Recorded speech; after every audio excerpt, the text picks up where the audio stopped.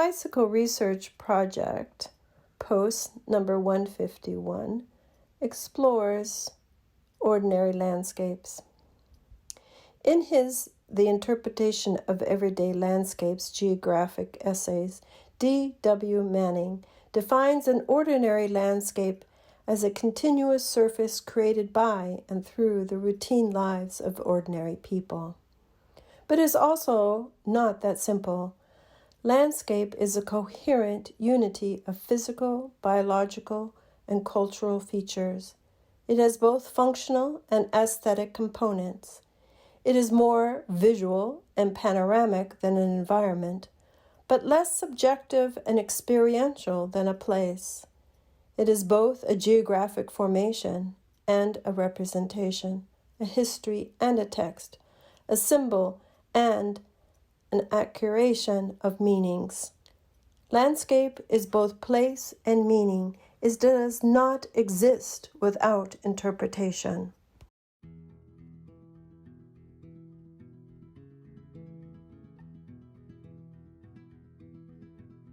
Actually a double-sided image. The original intended space for this exhibition was the decommissioned pinto bean processing plant adjacent to the railroad tracks in downtown Greeley. The double-sided chalk hearts was selected to be mounted in the large storefront window of the Bean Plant Studio Gallery. It was designed to introduce and perhaps to entice some people to come in to the exhibition and to explore its various themes. One theme being the ordinary Weld County industrial building becoming a romanticized tableau.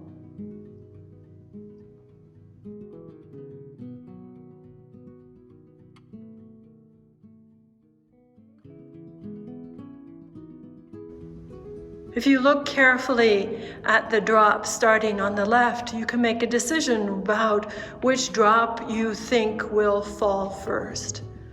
And then you will notice, to me at least, as the artist, the unexpected location of the first drop in the photo to the right.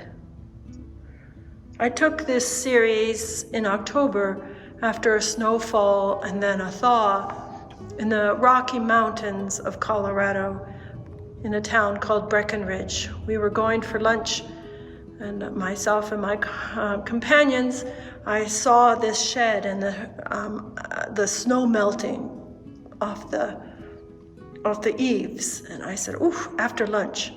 So after lunch, I went to photograph it, and I wanted to capture a drop midair. And I attempted, but my iPhone was simply too slow. But I kept trying, and it never happened. And then I thought, oh my gosh, use your mind and count. 1, 2, 3, drop. Okay, so the next time, 1, 2, 3, push, take a picture, 4. And I captured the drop in midair. Now what I find also interesting is this is not black and white film like some of the other film in the show, but is with my iPhone. And if you look carefully at some of the drops, you will see the reflection of the sky.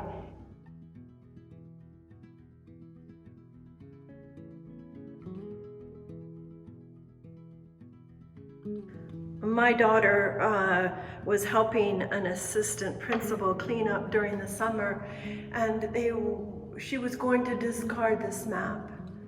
And my daughter said, wow, this is a great image, and it will fill up the empty walls of our apartment. And so she brought it home. And then for her birthday, I created this homage.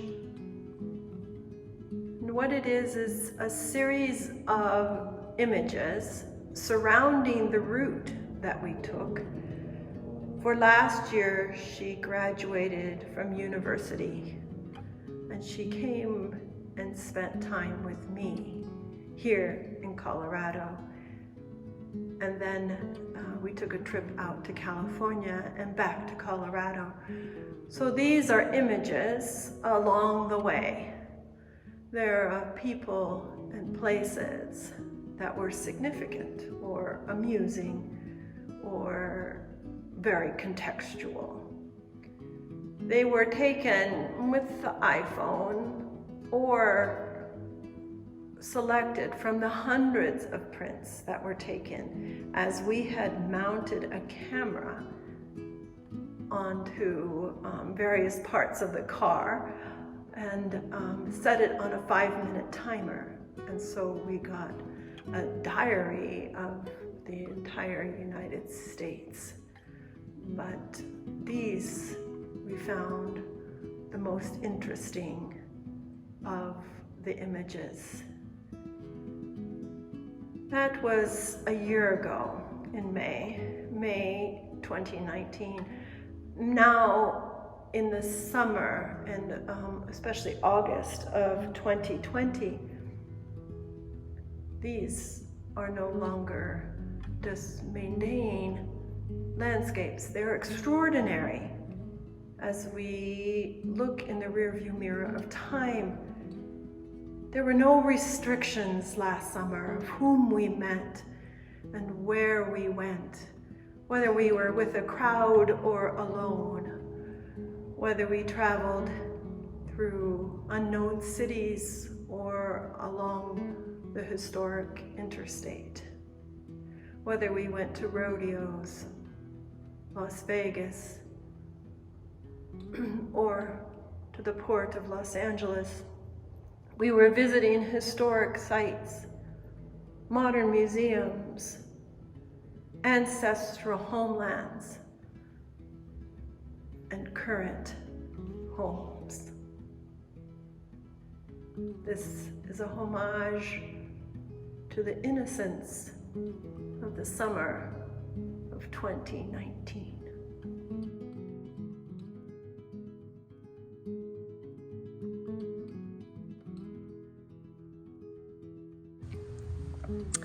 This side of the quilt takes its inspiration from the Amish. An Amish quilt, it is Asa's family tree. His parents love purple. They have long life of merely the two of them. And then came the birth of Asa.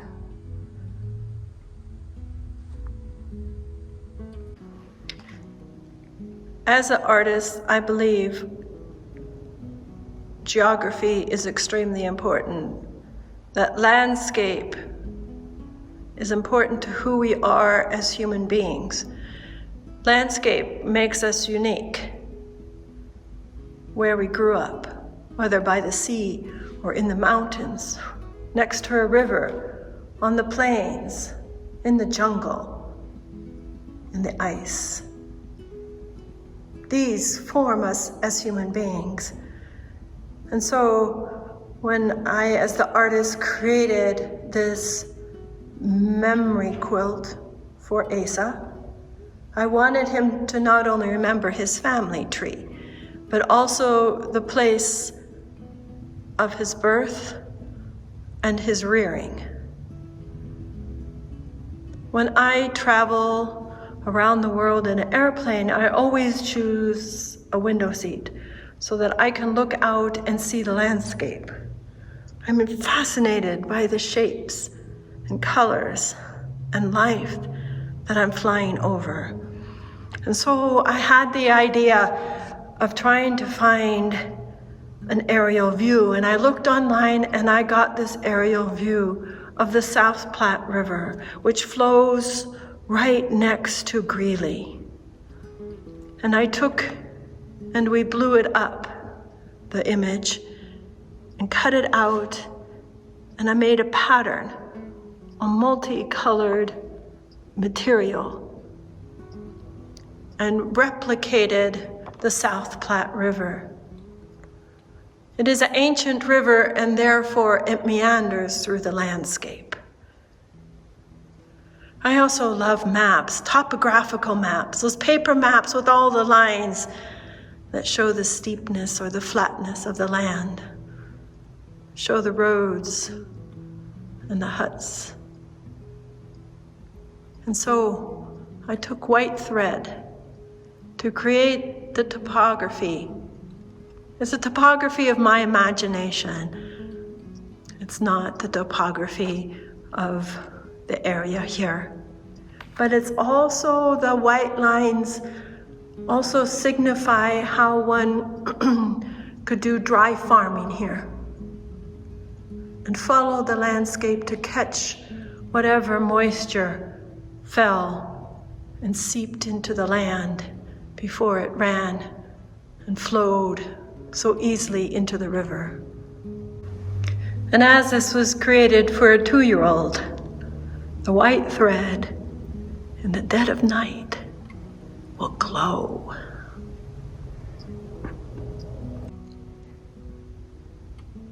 You will notice throughout this exhibition some unusual framing. What I've chosen to use is domestic window frames. I wanted the perception that you were looking at a landscape through your household window. So where am I going to find windows? So I went on Craigslist and I found a listing of numerous windows at a house on 8th Street. 8th Street is an old part of Greeley. It is right next to a very busy rural railroad line where they love to warn you that they're coming any 24 hours, any time of the day in the 24-hour period. They're small houses that were built early in the history of the utopia that was and is Greeley.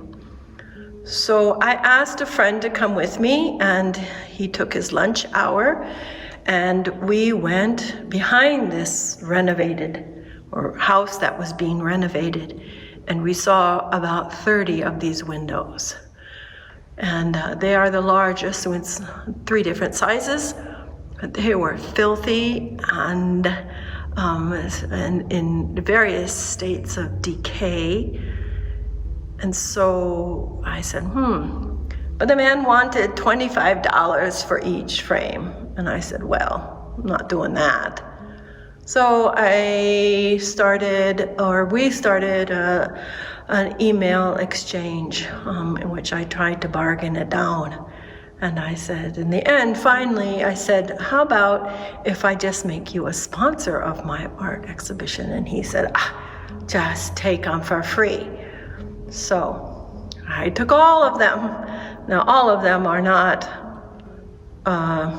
worthy of keeping, especially if there was broken glass. But each of the frames took at least an hour or longer to clean and to scrape so that we could see through them. But I really appreciate what the window frames are doing, and I've chosen not to matte the images, but rather to use the old-fashioned photo corners. These just happen to be clear to hold up the photo. Now, this is not a good long-term solution. It is not good that any art object is directly in contact with glass, but I haven't gotten that far. I just went as far as the exhibition. So the frames are definitely part of the ordinary landscape, Weld County and beyond.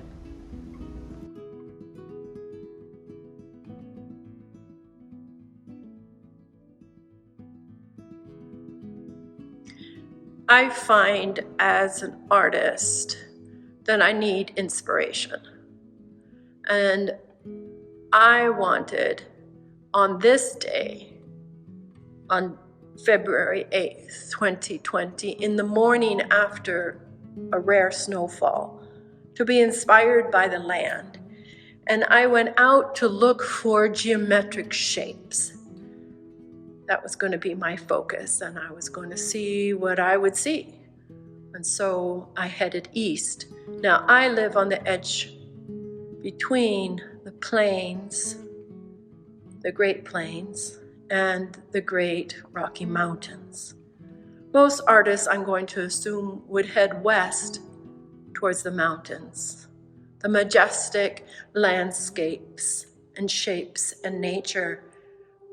But instead, I often head east, further into the plains, further into the agricultural landscape. On this day, this is what I did. I jumped in my car and headed east. And then I saw circles. I saw this huge mound of silage being protected for the use of feeding cattle later in the season.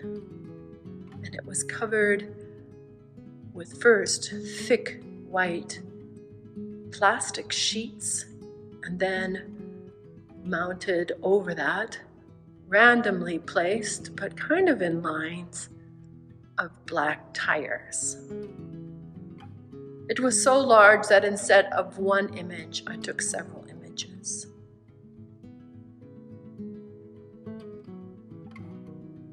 This is what I saw that day. Circles upon circles.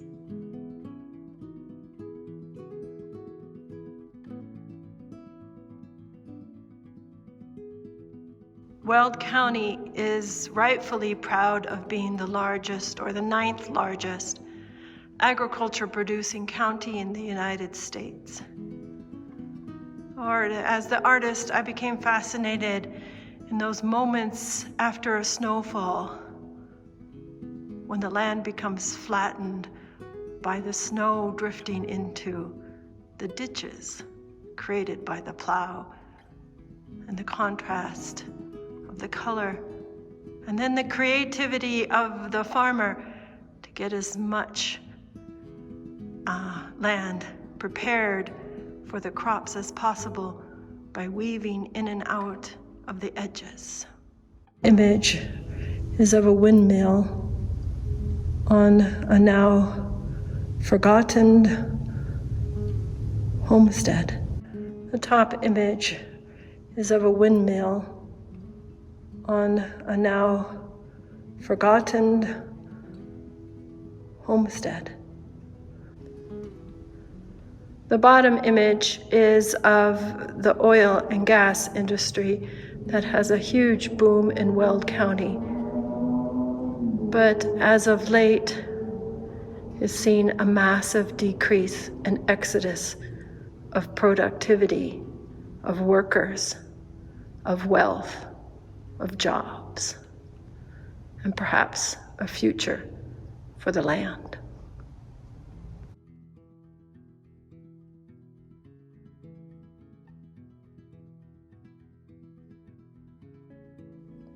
At 8:22 on Wednesday, March 25th, an emergency alert was released and the public safety alert was announced. Due to the presence and spread of COVID-19 in Colorado, an emergency stay-at-home order starts Thursday, March 26th at 8 a.m. Everyone needs to stay at home except to do essential workplace. Seek necessary medical care or to do essential tasks like going to the grocery store or walking a pet. These are the number of cases in Weld County. In August, halfway through the month, we are all well over 300 cases. As each chair represents 100 cases, We see the variety in the month's tallies.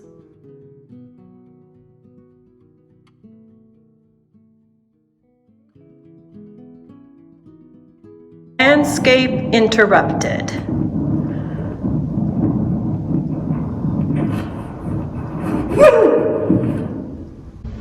This is a 2-year-old who's discovering the world, discovering his backyard landscape during the time of the strict coronavirus restrictions, of where a 2-year-old and his companions can exist and travel and see. And so he explores.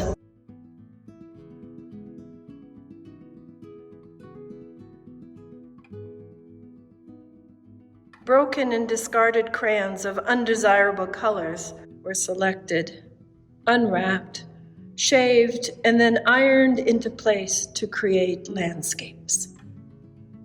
The canvases mounted straight onto the Craigslist found window frames. Their unmounted, unmatted surfaces give the impression of an unfiltered view out one's window, perhaps a kitchen window, out over the Colorado Eastern Plain, whether it is filled with Pawnee Bluff rock foundations, or the front yard flower beds, or the summer monsoon skies.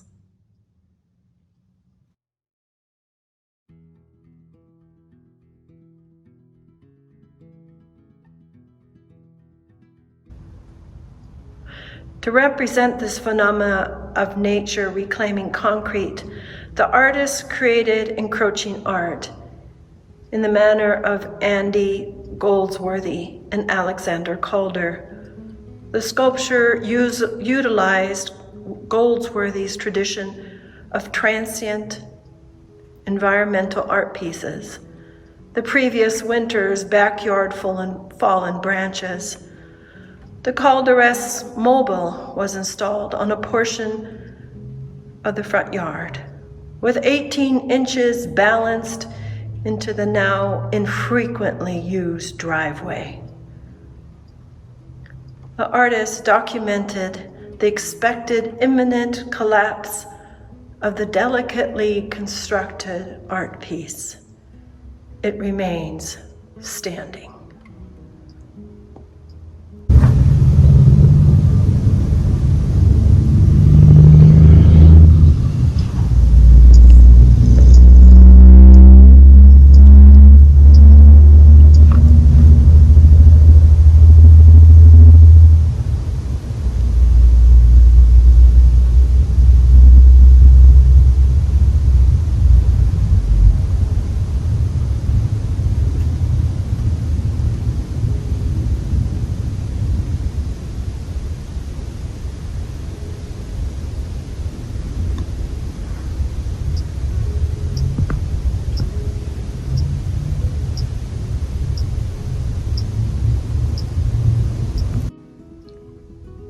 In order to document the imminent collapse of the sculpture, a camera was mounted in the interior of the house in order to watch it overnight. And thus this still image occurred where you see through the pane of the window the exterior, but also the reflection into the living room, the in and out of domestic landscape.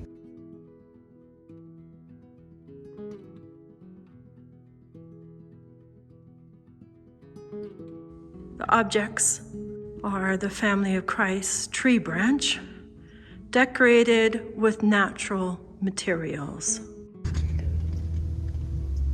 Woodpecker pecked twigs. A gutter found butterfly. And feathers.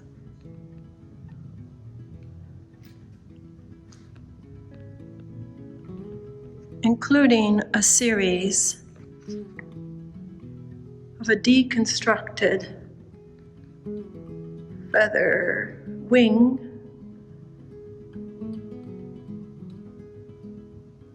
mounted around tea bag strings.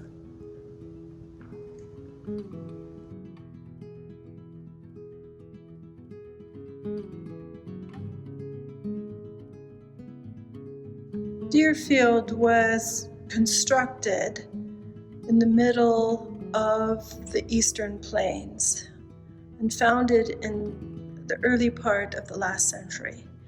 And it was a time of unusually large amounts of rainfall.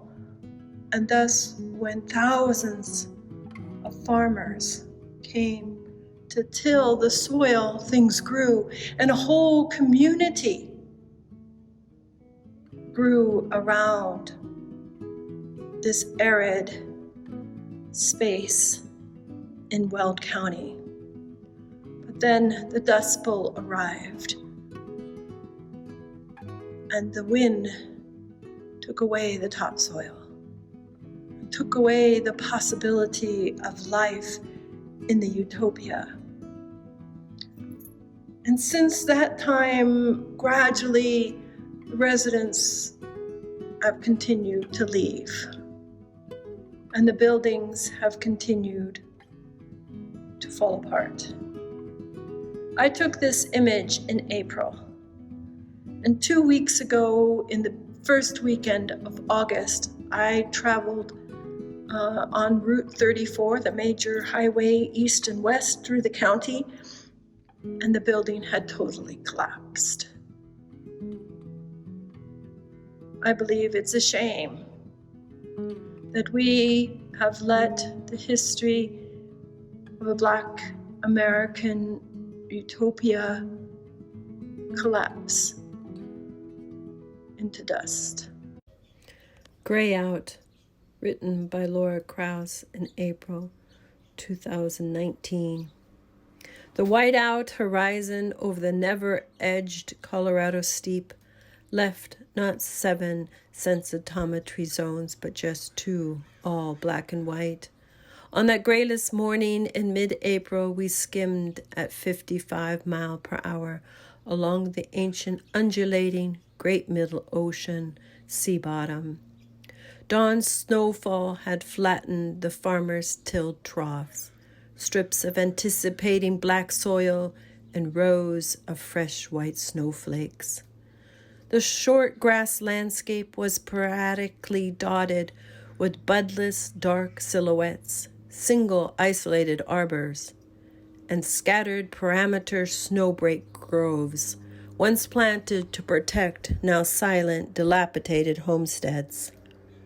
And defiantly he stood there at high noon, the extirpated Canopus lopus. A gray wolf stood his ground on the muted Pawnee Bluff slope, dressed not in his gray suit, but his pure white winter coat. Weld County, Colorado, a binary world.